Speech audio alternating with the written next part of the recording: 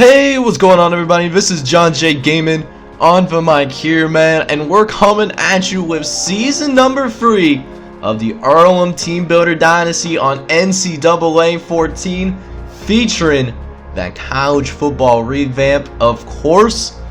And today we got ourselves a good one. We got a huge test on the road. We are taking on the number 10 team in the nation, the Notre Dame Fighting Irish. They got a B+ overall squad with an A- offense and an A- defense. Kurt Corso is going to be rocking with them, but you know, we made some changes. We improved across the board. Our offense is better. Our defense is better across the board as well. So if we can get some things going, I think we can potentially have what it takes, you know, to get this upset on Notre Dame. But before we even get into it, man, let's go ahead and take a look at the custom prospects that are joining the squad here in season number 3. So starting off at quarterback, we will have CJ Patton join us on the squad, a pocket passer from Richmond, Indiana. After that, we welcome Derek Blue, who's a speed guy from Pembroke Pines, Florida. He comes in as our number 3 wide receiver to start this season. Over at right tackle, we'll have Sam Price III, a balanced tackle from College Station, Texas. He's going to be our starter. Over at the left end position, we'll have Finn Otis, who's going to be considered potentially a freshman All-American, and he is a balanced defensive end from Brownsburg, Indiana. And finally, at that cornerback position, we actually have multiple guys. We have Mario Hernandez, who's going to be cornerback number 1, a balanced guy from Waxahachie, Texas. And then we also have MJ Granson, who's a 5'10", 173-pound guy, and he's from Clearwater, Florida. With that being said, though, we are just about ready to go ahead and get things underway. So if you're excited for it as well, I need you guys to go ahead and do me a favor. Smash that like button for me, as well as hit me up down in the comments as well. Love interacting with all of you guys. That being said, man, let's get season 3 underway. Going on the road to play against Notre Dame. Let's get it. Alright, everybody, listen up. I know we got ourselves a really tough game going on ahead of us here, man. But there's something that I want to do. We got 2 talented quarterbacks on this roster now. Miami, CJ, you guys have both fought your way, you know, to prove that you deserve the opportunity to be a starting quarterback. And as such, I'm going to reward both you guys. What we're going to be planning on doing, going to do a 2 quarterback system. Miami's going to get some plays. CJ's going to get some plays. Because you both bring different things to this table. I think you can both contribute to making our offense great. As for this Notre Dame game, no one thinks we're going to win this game, man. Just go out, have fun. Let's get it done, boys. Let's get win number 1. Let's get it, boys. Alright, man, so let's go ahead and get season 3 underway, and we're already in a tough spot. We're already facing 3rd and 8 as we try to throw it downfield and throw an interception on one of the very first plays. And basically had ourselves an arm punt in the very first play. And it's not a good look for us here to start this game off, as now we're relying on our defense to try to go ahead and do something. But right from the get-go, you can tell the difference in the talent of these 2 squads right here, as Adam Moss runs us over on a way to a 10-yard gain. As it looks like they use some kind of triple options, so that might be really interesting, as there's already going to be a score on the board, not even waiting too long. Caleb Dennis running all over our defense that time around. 44-yard touchdown. And the Fighting Irish, they start off with a 7-0 lead, as we're still looking for our very first down of this game as well.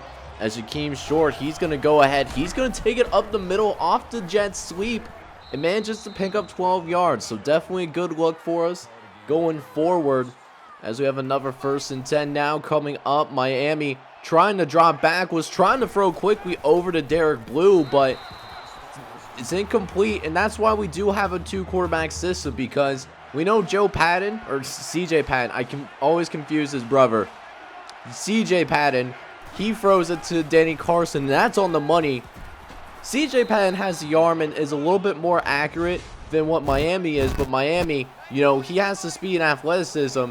Hopefully going forward, we can use both of these quarterbacks efficiently in order to get the most out of his offense, because we're still a really young football team. A lot of our starters are still sophomores and, freshmen. A lot of guys on this squad, man, making their first collegiate football game, and it's a big ass playing against Notre Dame for sure.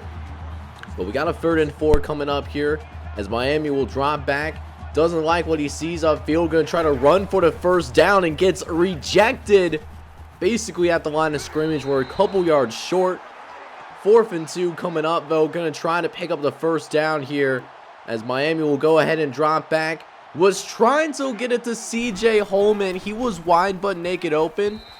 If we would have just thrown it on the money, we would have been able to get the first down, but just not a good pass. And now Notre Dame is going to go ahead and take over here once again, and still using that triple option here once more, as Adam Moss, who apparently is the backup tailback, has been shredding us here on the ground. He already has almost 2 first downs, and as they go to another running back, this time Justin Willis, he does finish the job. And it's a new set of downs for the Fighting Irish to work with, as now another 1st and 10 as Vin Otis brings Caleb Davis down in the backfield. He hits his first TFL of his collegiate career, and now we got him to a 3rd and long as Dennis will drop back. He's looking around, playing some great defense, trying to throw it downfield, tipped away by Mario Hernandez. We get these guys off the field, but we also need something from our offense as well. We end up going 3 and out on our very next possession, as Caleb Dennis will drop back once again, this time bringing out to a Heisman candidate in Parrish, who's down the sideline and gets in the end zone. Touchdown, Fighting Irish, a 50-yard score for Parrish, and a 14-0 lead here early, as we're desperately looking for our offense to get back on track here, as Miami throws over to the right-hand side, gets it out to Jakeem Short, who does end up taking a shot, but does also pick up 5 yards on the play, as we have a 2nd and 5 now coming up here, as CJ Patton will drop back once again, this time throwing it over to CJ Holman, and CJ Holman able to get upfield and pick up a first down himself, as we take a look at, some fun facts about CJ Patton, the Richmond, Indiana product, where Earlham College is actually located, as we'll need him to make a play here once again. 3rd and long, trying to get it over to middle, but his incomplete pass was just way off target, unfortunately. And Fighting Irish, man, they get out of this first quarter. They're already up 14-0. Let's see if we can get a little bit better here in the second quarter. So now here we are in the second quarter, about 5 minutes left to play, as we got a 2nd and 10 now coming up. They go to Parrish once again off of the triple option. He's down the sideline, as Nate Hunt eventually does bring him down, but not before a gain of 21 yards. Dude with a lot of speed, one of the several NFL prospects that are on this Notre Dame Fighting Irish squad, as Caleb Dennis takes it upfield himself and picks up 17 as a result of it. Another first down for Notre Dame. Is now 3rd and long coming up for the Fighting Irish, as Davis drops back. It is deflected away by Giante McLaurin. So a nice stop for our defense. We get the, we at least force them to a field goal. We're still down 17-0, as we're still looking for a footing on the offensive side of the ball. And I don't know if it's just because of his home crowd or if it just happens to be raining outside, but we have had a really difficult time throwing some accurate passes. And even when we do get some accurate passes, they're getting dropped or they're getting deflected away. Now here we are, 3rd and long here once again over the right-hand side, and that one wasn't even a Jakeem Short. We were actually looking for Jariah Bond, but a completion is still a completion. It's something that we needed in the worst way possible, as we try to just try to get either of our quarterbacks, going here, as both quarterbacks have definitely struggled with passing the football. But it does look like CJ Patton is starting to find a little bit of a rhythm here, as we got 3rd and 1 now coming up for Earlham, as we try to run the read option, but we get stuffed at the line of scrimmage though, even though we made the correct read. And at this point in the game, 4th and 1, we got to go for it here. If we can't pick up this 1 yard, I don't know what to tell you, and we actually don't. We were way short. CJ Holman just didn't have any running room to go to. Just didn't have enough blockers. Gotta have a hat on the hat. It sounds really simple, but apparently not for us. And now we have, Notre Dame taking the ball over and starting with some great field position. MJ Granson does bring him back. He gets a TFL. He's playing his first collegiate game as well. As we got 3rd and long now coming up for the Fighting Irish. As Dennis, he drops back and gets it out to Parrish, who runs away from Nate Hunt. Breaks the tackle as well. Eventually brought out of bounds by Justin Burden. But Jeremy Parrish already with his 2nd catch for 65. And on a 3rd and long, they're able to, get the first down easily. As Caleb Davis is going to get himself another first down as well. Josh Brown, just get jukes out of his shoes. And another first down for Notre Dame as they sit on the edge of the red zone now. 1st and 10 coming up as Dennis throws short to the right-hand side. It's fumbled. Can we get it? No. But it would have been really cool if we actually got it, though. Josh Brown actually forced a fumble, but Notre Dame still hangs on to it. As next play, 2nd and 10. That one's deflected away, it looks like. And now we got a 3rd and long coming up here. Let's see if we can get these guys off the field here once again. As now, 3rd and 10. Dennis dropping back, looking around, facing some pressure, and Matthew Sands gets the sack for us. You'll love to see it. First sack of the season for Matthew Sands. And Notre Dame is held to another field goal here once again. As Miami Uiagalelei trying to formulate something here before the end of his first half. As Miami simply running for his life and ending up picking up 16 yards there. But can we keep it up? We need our passing game to step up here on this drive so we can get some positive points on the board. And it's nearly intercepted. Clinton Davis had his hands on it, but drops it. And another inaccurate throw that almost cost us big time. As now, 2nd and 10, trying to throw to the left-hand side. That time, it was just a straight-up bad decision. And now it's 3rd and long here once again. Just trying to get something going here. Last play, just trying to get to the playbook here real quick. See if we can get something going here on this 3rd and long. Got a 5 wide-out set. Somebody got to get open.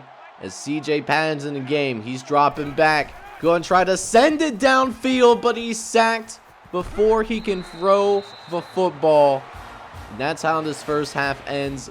We're down 20-0. Hopefully a better second half comes for us. So let's go ahead and get the second half officially underway. Now we're down 20-0. And Notre Dame does start with the football here. As Matthew Sands gets another sack. His 3rd sack of the game. And that ties our school record now. Let's see if Matthew Sands can get even more involved here going forward. As after that long sack yardage loss, they go ahead and run the football with Jeremy Parrish. Another triple option that Earlham just simply has not have any kind of answer for us thus far. And now we got 3rd and 4 now coming up as Dennis will drop back. Throw it over to the right-hand side and gets it out to Parrish again. A 24-yard grab. And Jeremy Parrish tearing this defense apart. As we got 2nd and 12 now coming up for the Fighting Irish. Gonna hand it off to Parrish, who gets away from Matthew Sands. It's a foot race down the sideline, and Cameron Frost able to bring him down, but not before a gain of 28. As the Fighting Irish are basically back in the red zone once again, but we do get them to another 3rd and long. Maybe we can get these guys off the field, at least force another field goal. As Dennis drops back and throws an inaccurate football. So that's incomplete. 4th and long now coming up. And we get the field goal. But that being said, we had another 3 and out. We're still looking for our first points of season 3. And it's going to get a lot worse for us. Giving up a huge deep ball. Justin Burden, I don't know what he was doing. I was trying to use or catch it. Holding on the triangle. But not only does he not get the interception, which is fine. He just straight up stops, and it leads to the longest pass in NCAA history. He sets the school NCAA record, 76-yard touchdown. And we're down 30-0. We still have not scored. Matter of fact, we have only been on Notre Dame's side of the field 2 times this entire game, and it's been an embarrassing look for us. I knew this was going to be a really tough game for us going in, so I understand us being down at this point in the game, but to be down 30-0 at this point, I was hoping for a little bit better. But that being said, there's still plenty of football left to play. Maybe we can still go ahead and try to turn things around here going forward, as we do have a 1st and 10 now coming up. Miami dropping back. He's looking around, facing some pressure, gets away from one defender and does get out of bounds. At least picks up 7. As we have a 2nd and 3 now coming up with Miami in the shotgun. He's dropping back, trying to throw it over to Adam Hill to third. Tried to get it over him, but Mike Sanders almost gets himself another interception. And now 3rd and 3 coming up here, trying to run this little shovel pass option, which turns out to be incomplete. And if we would have pitched to CJ Holman, that probably would have been a 1st down, but Miami just didn't make the right read, and it's just been that kind of thing. A lot of growing pains that we're seeing live in this game for sure, and we're still down 30-0 as a direct result of that. As now another 1st and 10 coming up for the Fighting Irish as they go ahead, do a play action. Nobody was home though, not sure what they were trying to do, but pressure was able to get home and force the incompletion. As we got a 2nd and 10 now coming up. Dennis dropping back, he's looking around, gets hit as he's thrown, and finds his guy RJ Cook for an 18-yard gain. And the Fighting Irish again at midfield with a 30-0 lead. They're not doing the no huddle offense anymore. Maybe having a little bit of mercy for us here as they continue to drive down this field with absolute authority. Is now 1st and 10 again. They actually melted a good chunk of his 3rd quarter off, as we do get some help actually. Looks like somebody went off sides, and they're calling it on the offense. Let's go. We need all help that we can get, of course. So now 1st and 15 after the penalty, and they're still in their triple option formation, although they do call play action. Throw it short over to John Williams over the middle. And it's a nice gain. It would have been a 1st down if it wasn't for that penalty. Instead, it is 2nd and 4 now. Gonna get it out to Caleb Davis, who gets it out to Moss. Might be their 3rd string, or at least 2nd string running back. He has been getting a lot of carries, but Adam Moss effective when he gets that opportunity. 6 carries for 34 yards. As they go to him once again, Caleb Parrish, who tries to run it up the gut and picks up 7.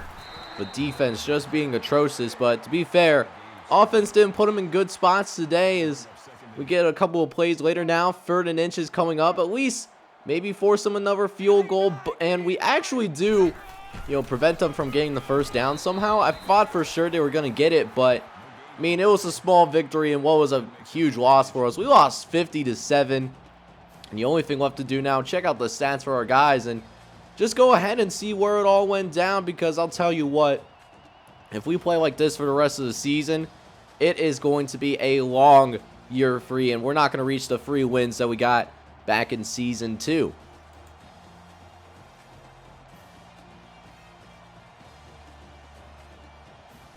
Alright guys, so I knew winning this game coming in was going to be a really tough one for us to do, but sheesh, we got rocked out there, man.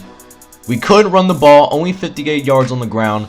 We couldn't really pass the ball either, less than 50% completions, 157 passing yards. We did do a really good job with 3rd down defense. 2 for 9 on 3rd down. I like seeing that. We were 5 for 17 though. Ton of 3rd downs that we needed to convert and we couldn't get it.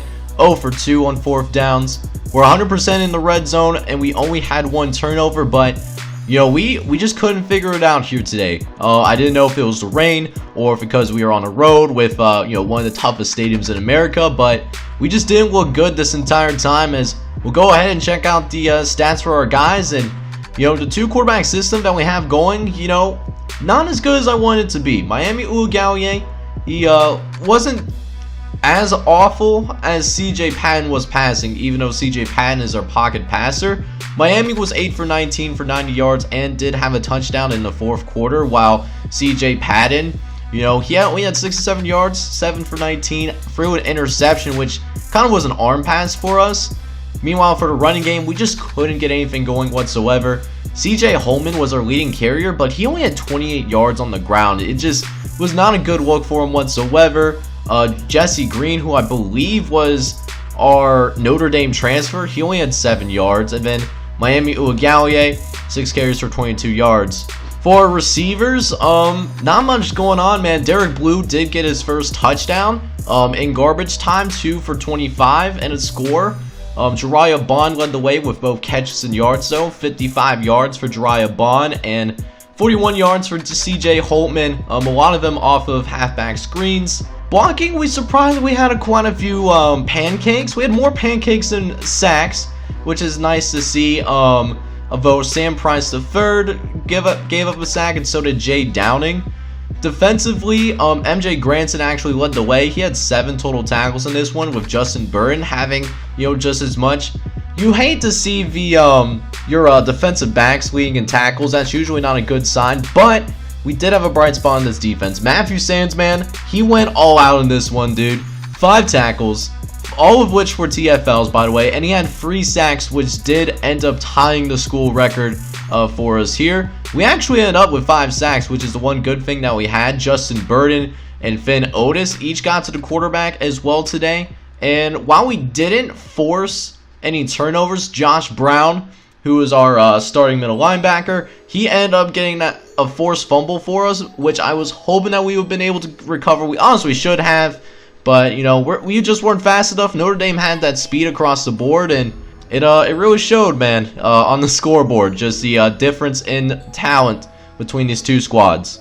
Alright, man, so that being said, though, that is going to be the toughest game that I imagine we'll end up playing over the course of this entire season. Things get a little easier. We go on the road next week, play against Louisiana Monroe. They're similar to, our talent level, so hopefully that means we can have a little bit more offensive success. That's something that I would love to see personally, just so that we can have some actual confidence in our offense. Should still be a good one, though, so make sure you smash that like button. And if you made it all the way to the end of this video and you're brand new to the channel, encourage you to hit that subscribe button. I would truly appreciate it. Help the community that we got going on here. In the meantime, though, I hope you guys are all out there having a wonderful day. Take care, everybody.